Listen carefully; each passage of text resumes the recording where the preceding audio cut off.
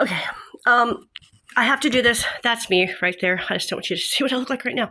And I'm sorry that has to be what you look at when you look at my video, but God just said go do this now because my husband and son are gone and they'll be back soon and it will get loud.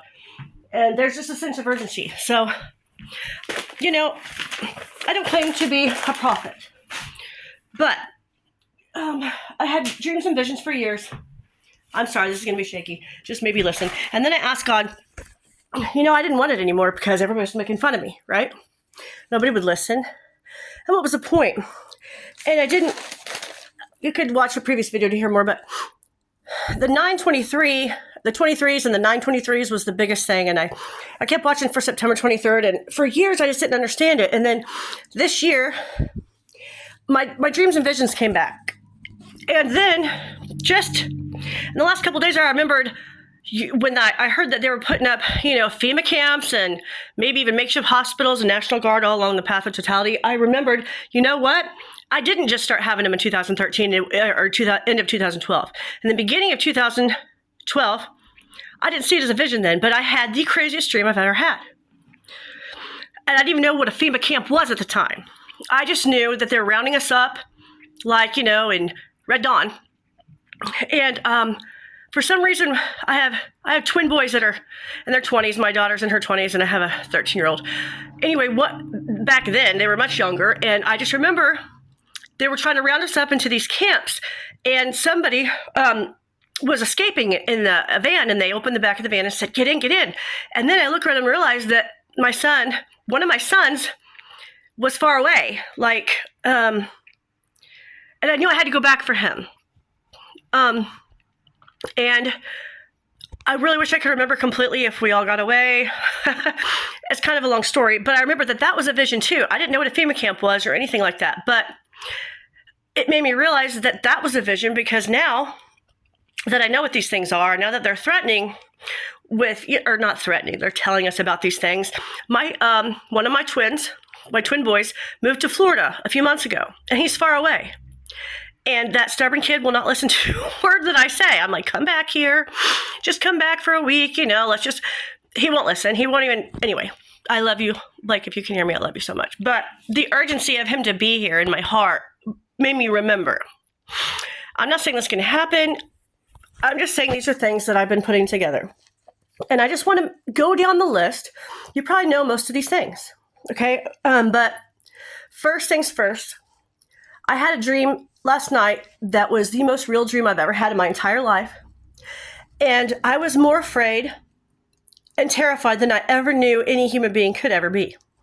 It was the most, there's no way I can put into words how scary it was. And all I can really remember that's worth telling you in this video is that we were all driving, you know, trying to get together, trying to get to each other because something was coming. And then, boom, darkness. And when I say darkness, I can't explain to you what kind of darkness it was. I've never experienced darkness like that. All I kept thinking was, it's too late. I'll never find my way to him. I can't even find my way. I'm not going to go on and on. It'll be too long. But I can tell you, unless you experience it, I'm not going to cry. There's no way to explain how dark and desolate and alone, just the level of darkness that we can't understand. But then, and I thought, oh God, it's too late. I'll never find them. And then all of a sudden, it was over. It was just a few seconds, but it felt like an eternity. And it was a warning, like, listen, time's almost up, and this darkness is coming. And so we're all trying to find our way to each other. Okay, now I'm just going to share things that God's been showing me over the last week or so. I'm going to try not to make it really long. You've seen my previous video, so I'm not going to go back over that. The 923 that I need to put the phone down. It's shaking a lot. Just put your phones down, and I guess just listen if you want. It's just going to be shaky. This morning, I feel like, and I'm asking God to put the final piece in place because I feel like there's a piece missing, but the 923, this is what the Lord showed me. The solar eclipse that we had on September 22nd, 2017. And the one we're about to have on April 8th, 2024, there are 666 days in between the two eclipses. Now, the Revelation 12 alignment, Virgo, and, the one with child and the stars, that was the following day, 9/23.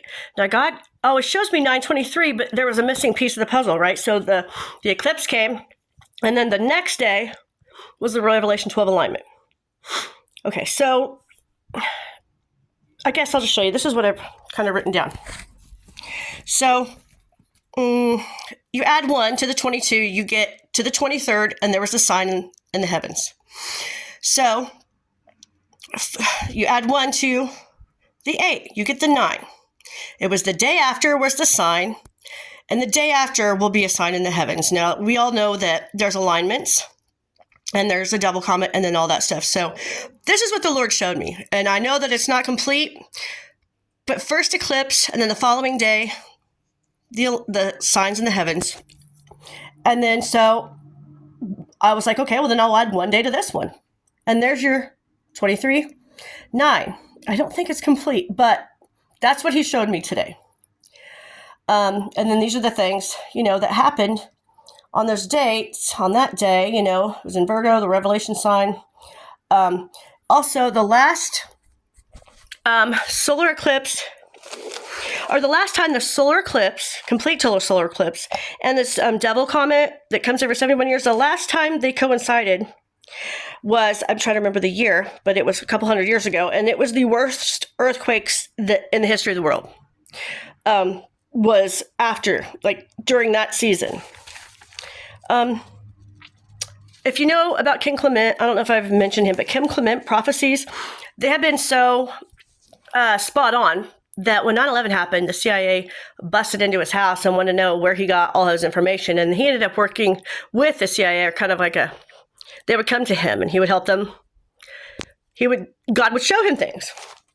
And if you know anything about him, you know what I'm talking about. He had said a prophecy that I can't remember all of it, so I'll come back later, but he said January 21st of this year, and I believe that's something about what happened with Roe versus Wade, because the judgment on our country is, the child trafficking, the abortion, it's just the children. Anyway, he said it would be 70 to 100 days following that there would be, well, some people think a rapture, some people think earthquakes. I'll have to get back to you on, but very big deal, 70 to 100 days after that. And I can't help but notice that, we're in that window. And then he says that spring and summer will bring earthquakes. And he even said there will be an invasion at our border. This was back in, I think, 2007 that he was prophesying this. He said Trump will bring a trumpet. He said that back in 2020 or 2007. Nobody even thought for 1 second that Trump would run for president, but he said Trump will bring a trumpet. And he said that the spring and summer would bring so much tragedy, and there would be earthquakes and terrible weather and a lot of bad things. He said strange July. I don't know what he meant by that. I don't know if he did. And he's passed away, by the way. But anyway, and then he said, but the good news is he said that in the fall, that that the White House will fall, and he said he's going to anoint Trump to be his David, and Trump will be a trumpet, and there will be good times, and Trump will bring things back in order until 2027. And don't quote me on these exactly. He did say there will be terrorist attacks, but it wouldn't be like 9/11, and it would be like it would be from these people. I believe what he was saying is, he said invasion. Watch the South, watch the border. It was amazing. He was talking about inoculations back in the early 2000s as well. And we all know what happened with that. And let's see. I might have to do a follow-up video because I have so many notes, and I wasn't planning on doing this. I just wanted to do some of this because it's nice and quiet here, and I will definitely do a follow-up because there's more to say. But you've all heard of this demon face syndrome, or if you haven't, they're saying it's a disorder, and that people are seeing not animals or objects, just some people face turn to demons. And if you do some research, people have been like filming concerts, and when they go back to watch the videos, these musicians and these famous people's faces are morphing into demons. So, do that research for yourself, but there's a lot of people saying that, the energy we're moving into, the veil is kind of thinning. So I think they're kind of cover for that. And for those of you who don't know, NASA's shooting 3, I believe I might have mentioned this, 3 rockets or whatever at the Eclipse, 3 of them at 3:33 p.m. I think I told you they're named after Apep, the serpent god. If I haven't mentioned it before, CERN is firing up, and they've already admitted publicly that they are trying to get that they've had entities come through from other dimensions. They built CERN on top of Apollyon's altar, and they're saying they want to bring back Apollyon. Tom Horn, wonderful preacher, I think he's passed on too, and Chuck Missler, I believe, were saying that it's the key to the bottomless pit. And there's just so much, we know about the cities it's going through. I recommend that you watch the latest video by Trey Smith. Actually, the last 2 videos he's posted, Trey Smith, on his website. And God used to show me movies to watch, and they all had 923 in them. So I thought the event would be on, but then I remembered it was the total eclipse of the sun that brought these things in Little Shop of Horrors. And I'd have to make this video very long to show you all the things that God has downloaded to me. He was like, yes, it was a 923, but it was also eclipse. And if you, like I said, okay. And then I've also learned that there is an 1700 or 1800 and somewhere 200 or 300 years ago in the Bible, and maybe I'll find the video and I'll post it. This woman has this Bible from long time ago, and it says it was on, in detail, it was on, and she shows the Bible. It was on April, it was on April 8th that he was the evening of the 8th when he was crucified, and that he died, and it was the 10th, April 10th, when he resurrected. So, and that there was an eclipse at the time of his crucifixion. So, that's interesting. And then I also learned, which I'll try to link a video or post it a little bit later, that Aleister Crowley in 1904, he was with his wife. If you don't know who Aleister Crowley is, just do your own research. But the founder of, this satanic, horrible... Anyway, he wrote his wife on April 8th, 9th, and 10th, began channeling a demon called, I'd have to look it up, like Awas. I'll post another video. But he wrote down everything. This demon said to write a large X. And for 3 days, she channeled this demon, and they wrote it all down, and it is now, I think it's called the Book of the Law, like a satanic Bible, basically. And all of his followers, which, I'd have to do another video about all the Baal worship and the Luciferianism in government. I think I'll post 2 videos later tonight. In our government and in this, the child trafficking, the celebrities, you're seeing it all come out. It's just really sick. I mean, Baal was, the god that you sacrificed your children to, and they're still sacrificing our children. I'm not going to go into it. Anyway, so he made April 8th, April 9th, and April 10th. I'm trying to remember what he called them, but they're special high holy days in that religion. And so April 8th, 9th, and 10th every year, these evil entities and all their groups, they do their ceremonies and their rituals and their sacrifices. And it's going to be there's going to be a lot of negative energy around on April 8th, 9th, and 10th. I didn't know that. So they've been doing this for 120 years, which in my head was really weird because I believe the Bible said that he would make it to where our lifetimes now would be like 120 years. I thought that was strange, but that just could be me.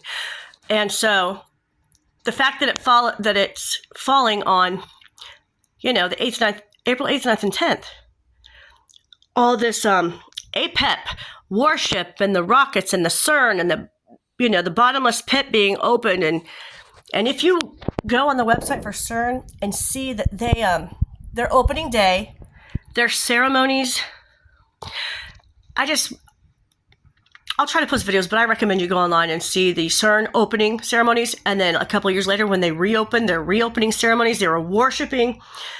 They're sick. Just look for yourself. I'm going to post another video later, but I just wanted to get this in really quick because it is on my heart. Most of the people close to me, 9 out of 10, 99% of the people close to me, you know how they say if you're going to like prophesy or preach, leave the town you're in or whatever, because the people that know you are going to think you're cuckoo. Well, my family, I've kind of been the cuckoo one. But I pray that if and when things start going cuckoo, they'll come to me and then I can share. Or maybe I need to drop my pride and share some things. Maybe you have some advice for me, but even the people absolutely closest to me don't want to hear it. They don't want to hear it. And it's in my dreams, it's in my visions, I have no doubt in my mind that the Lord has appointed me, I guess, the watchman, for my family. And they're not going to look into it. And they don't have dreams and visions, and they don't search the scriptures, and I'm not judging them, I'm just saying that you don't get jerked out of your sleep so many times and have signs and symbols follow you around and then find out that all the dreams that you've ever had are actually coming to fruition.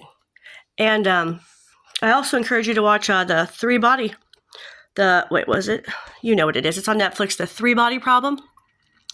The three celestial bodies. Check that out. The symbolism is everywhere. And, the time is running running out, but I'm more focusing on April 9th for some reason because, the sign in the heavens was the day after the eclipse on September 23rd, which is interesting because it was a 9/23. But now when you put the two eclipses together, the 7 years apart, the 666 days apart, and then the second one is your 9, I couldn't help that the day after would be, and I got a 23 and a 9, so that's something that I didn't put together. God just downloaded it to me. So I'm sure 9 out of 10 of you will think, this crazy lady. But and that's okay. But I know that if there's even 1 or 2 or 10 people out there who will say, oh my gosh, I felt that too, or I dreamed that too, or I didn't know that, or, when you're about to explode and you can't share it with the people closest to you, you just have to get it out and hope that it falls on, an open heart or someone who needs to hear it. God will guide it, and His will be done. So accept Christ. That warning, that big dark, those 5 seconds that seemed like 5 years of total darkness that I could never explain in words. When the lights, the sun, whatever, came back on, and I could see again, the urgency was for us to just all of us get together before darkness comes and we can't find each other, because we need to, believers or families just draw together. I can't get even one of my family members to come, not one of them. I wanted us to all be together on, days where my spirit is saying, cover your children. You never stop. You moms out there, you never stop wanting to protect your children.